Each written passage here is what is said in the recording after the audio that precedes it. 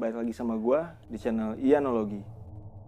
Jadi cerita kali ini datang langsung dari salah satu subscriber Ianologi yang berasal dari kota Sukabumi. Nah, beliau ini tidak ingin disebutkan namanya. Kita panggil saja dia Ujang, biar gampang ya. Nah, jadi si Ujang ini mengalami gangguan ketika ia sedang menginap di kantornya yang ada di daerah kota Sukabumi. Jadi Ujang ini bekerja di salah satu perusahaan yang bergerak di bisnis online yang terletak di kota Sukabumi. Nah, jadi pada waktu itu ceritanya malam Sabtu, sepulang ia dari kantor, Ujang sedang menikmati secangkir kopi dan sebatang rokok di depan teras rumahnya. Nah, lalu Ujang merasa jenuh dan ingin berniat menginap di kantor. Lalu ia pun menghubungi temannya yang bernama Ipan, dan Ipan pun mengiyakan ajakan Ujang dan akan tiba di sana pukul 10 malam, ujar Ipan. Setelah berkemas, Ujang pun pergi ke kantor yang jaraknya sekitar 20 menitan dari rumahnya.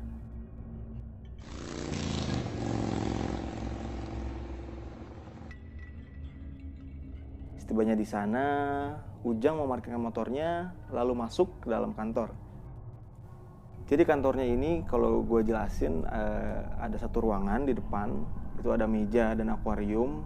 Lalu ruangan selanjutnya ruang kerja yang luasnya sekitar 10 kali 3 dengan banyak komputer dan meja kerja. Lalu di sebelah kirinya itu ada kamar, musola dan kamar mandi, tempat karyawan yang ingin menginap. Tuh. Sembari menunggu Ipan datang, Ujang pun bermain game online. Namun sudah ditunggu selama berjam-jam, Ipan tak kunjung datang. Aduh, si Ipan mana nih? Lama banget nggak datang-datang. Ketika dihubungi pun tidak ada jawaban dari Ipan. Dan waktu itu sudah menunjukkan pukul 12 malam. Karena terlalu lama menunggu, Ujang pun ketiduran.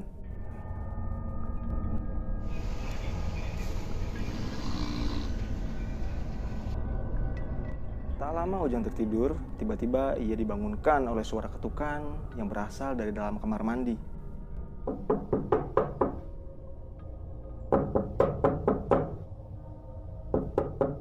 Lalu Ujang pun bertanya, Siapa? namun tidak ada jawaban. Lalu Ujang memberanikan diri untuk beranjak dari tempat tidurnya, perlahan berjalan menuju arah kamar mandi tersebut dan membuka pintu kamar mandi tersebut.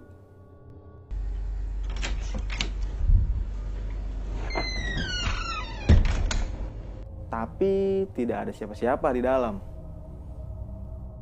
Karena Ujang ini orang yang rada cuek, ya akhirnya dia melanjutkan tidurnya lagi.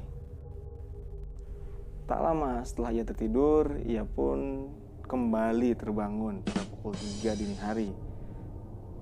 Lalu Ujang pun menoleh ke sebelah kiri dan melihat ada bosnya tidur di situ. Ujang pun bertanya kepada bosnya dan bosnya pun menjawab bahwa bosnya tersebut menginap di kantor. Nginep, Pak. Iya nih. Lalu Ujang pun kembali melanjutkan tidurnya. Pagi pun tiba.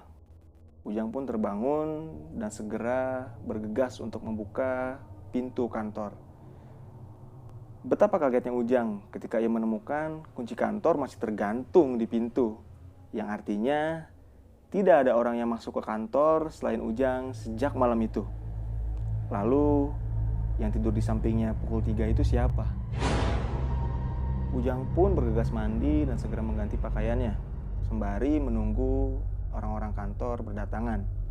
Setelah kantor ramai, lalu Ujang pun menceritakan apa yang ia alami semalam. Dan bosnya menjawab bahwa bosnya tersebut tidaklah menginap. Karena jam 10 malam pun bosnya ini sudah tidur di rumahnya. Nah ternyata setelah dicari tahu, ternyata gangguannya ini berasal dari kamar mandi yang berada di samping kamar mes tersebut. Jadi kamar mandi ini sudah kosong selama kurang lebih 2 tahun itu, dan baru dioperasikan beberapa hari yang lalu. Nah makanya mungkin penghuni situ ingin berkenalan dengan Ujang. Sejak saat itu, Ujang tidak berani lagi untuk menginap di kantor sendirian.